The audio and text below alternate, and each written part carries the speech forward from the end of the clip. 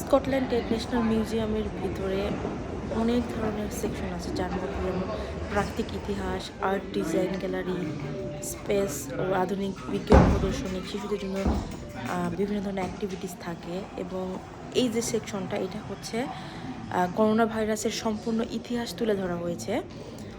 আমি প্রত্যেকটা সেকশন ঘুরে ঘুরে দেখি এবং আমরা সবাই জানি 2019 সালে প্রথম করোনা ভাইরাস শনাক্ত হওয়ার পর কীভাবে এটি অল্প সময়ের মধ্যে সারা বিশ্বে ছড়িয়ে পড়ে এবং এটি মহামারীতে রূপ নেয়। তাই এখানে বিস্তারিতভাবে দেখানো হয়েছে বিভিন্ন দেশের লকডাউন পরিস্থিতি, মানুষের ঘরবন্দি জীবন এবং দৈনন্দিন জীবনে হঠাৎ আসা বড় পরিবর্তনের চিত্র এই জায়গায় একদমই তুলে ধরা হয়েছে।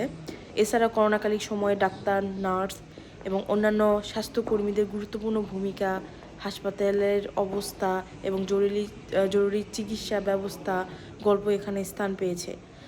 মাস্ক ব্যবহার, কীভাবে হাত ধোয়া, সামাজিক দূরত্ব বজায় রাখা এবং অন্যান্য সুরক্ষার ব্যবস্থাগুলোও কীভাবে মানুষের জীবনে অংশ হয়ে ওঠে তাও এই অংশে দেখানো হয়েছে।